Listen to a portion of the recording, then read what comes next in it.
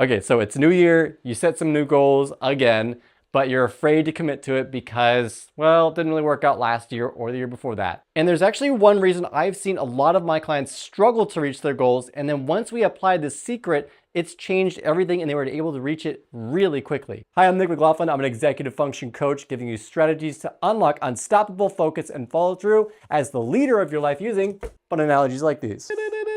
This isn't just something my clients struggle with, but something that I personally struggled with myself for a long time until I figured this out. Now, as someone with ADHD, I set a lot of ambitious goals where they're just way out of reach, but that excites me so much that I have to do it. This map represents where you are in your life. And let's say this pin is right where your goal is. You want to be here. And let's say that you are, I don't know, here in this bottom location. And you're trying to get from there to here, but you have no idea how. This represents the goal that you have for the end of the year. This represents where you are right now, right? Now, the problem is with goals, it's missing one thing.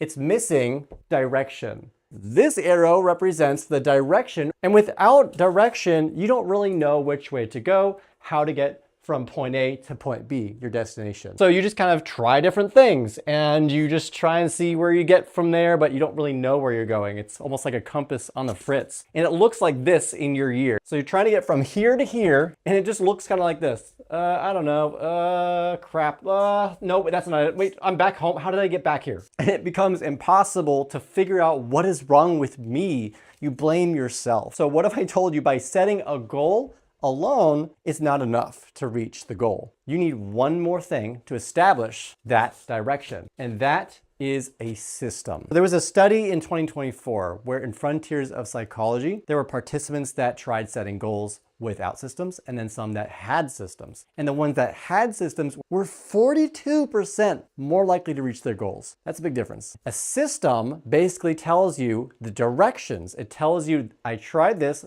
didn't work, I'm keeping account of this, and now I know that this does work, so let's take this direction. So for example, if you went from this street down, you'd notice, okay, I don't see where I'm supposed to be. You'd say, okay, I'm not where I want to be, but I'm noticing that when I go back down this way, it kind of goes the wrong direction. It doesn't really lead to the place I want to go. There's no hints of anything. But if I go this way, things are seeming to work out. I can kind of get a sense of, okay, let's say, for example, you want to run Facebook ads for your business. Okay, running Facebook ads is not leading me to being a millionaire or make six figures, but it did make me $100. So maybe there's something this way. And it kind of reaches a dead end. So you have to keep testing. And the system is basically just establishing the understanding and keeping track and getting clarity, creating habits and routines so you can see where you are. That's really the difference. You know, my wife needs one of these on top of her head. She's so tiny, so I can always find her. She's impossible to find. So I have to keep screaming, where are you? So by establishing a system, you're recognizing where you are. You're jotting down, okay, this is what I need to change. This is what's working. This is what's not. As opposed to what a lot of us with ADHD do, we just kind of jump from here to here. We just kind of jump around, jump into new tasks, get excited, and then we kind of fall off and then try something different. This really makes me want to play Monopoly. So by just setting a goal, but not having a system, it's like having a GPS, which this is supposed to be. And let's say you type into the GPS, hey, I want to go to this amazing restaurant I just heard about. It sounds really great. It's brand new. I don't know where it is though. GPS, can you take me there? And the GPS just basically tells you, yeah, oh, wow, that looks great. Have fun. I would be really, really pissed getting this GPS. I don't know where it came from, maybe Craigslist. With just the goal, you don't really have any of this. You're not establishing what really direction even means, what it even does for you, because you're just kind of gambling with the day. You're just kind of figuring out what to do based on how you feel or how you think things look. But by creating a system like habits, routines, acknowledging what's working, what's not working, you are establishing some data and direction. And now you can tell which way goes where, which ways work for you, and which ways don't work for you. Using this, it's only a matter of time until you eventually reach your destination. I don't know about you, but for me, sometimes the goal looks so easy. I can probably see it from my house in that sense, but the roads are actually more complicated. Say this is like a one-way street representing, it looks like I can get from here to here really easily, but there's actually a lot of complicated steps where I have to go the long way around. right? Or maybe sometimes in your life, there's a detour and you have to go a very long way around to your goal. Sometimes you run out of fuel just right here. And that happens a lot when you run off of willpower.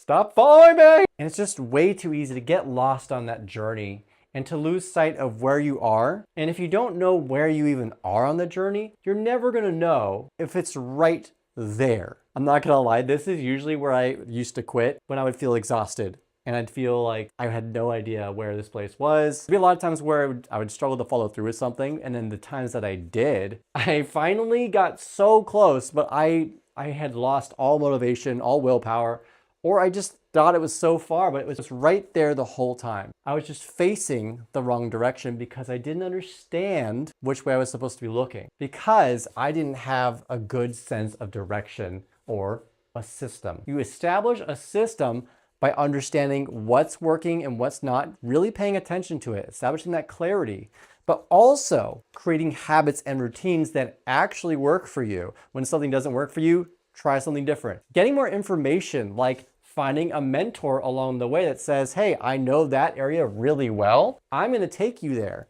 or I'm gonna show you how you can get there. There's a lot of ways to establish a system, but it'll never happen if you keep trying to rely on gambling with the day or just going off your feelings, going off what you think the answer looks like. Because as much as it sucks to say this, sometimes your goal moves. You also move. Let's say you lived here, but now you live here. Maybe you're further, maybe you're closer. And the only real way to establish a sense of understanding of how to get from point A to point B is to pay more attention to this than willpower or emotion. Don't make reaching your goal an emotion game. It's not about how good you feel. Make it a guarantee based off of a system that you create where you can know, I know that it'll take 10 steps to get from point A to point B.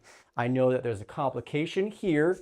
Maybe there's something I have to do extra for this project that I'm working on that I really want to accomplish. And sometimes there's detours, but you know what? I'm going to acknowledge that I'm not supposed to feel a certain way on the way there. And it's gonna feel awkward. It's gonna feel dreduous. But if you can get past that and just do for the sake of doing instead of doing for the sake of trying to see what your results create, the emotions won't weigh you down as much and you'll get to your destination so much easier. Because the emotions you have that are tied to the results you want, the expectations you set, will either speed you up and lift you up some days or slow you down and totally break you down other days. So for example, for me, I love coaching one-on-one, but I also want to transition more into coaching businesses as well. So I have to learn how to be a facilitator. I have to learn how to understand what groups need, what executives are looking for. So the first step I took was I went to Harvard and got trained for executive leadership development, and that's my step. Now there's another step. And as I do this, it does help me understand, is this helping me get from point A to point B? Or is this backtracking? Is this just a waste of time and money that's gonna set me back a little bit? All your moves need to be calculated and highly intentional, because if they're not, what happens is you start depending on the only thing you know, and that is feeling. And when you run off of feeling, this is what your direction looks like. When you run off of calculated intentionality, this is what it looks like. And you can get a sense of where you are and where you're going because you've already laid it out. Now, this is just one of the first steps to help you establish direction to reach your goals at maximum capacity. If you want support with that, click the link in the description below for executive function support. Like and subscribe to the video. And I want an affirmation in the comments below what your goal for the year is so you can say it loud, say it proud, and make it happen. Later, neighbors.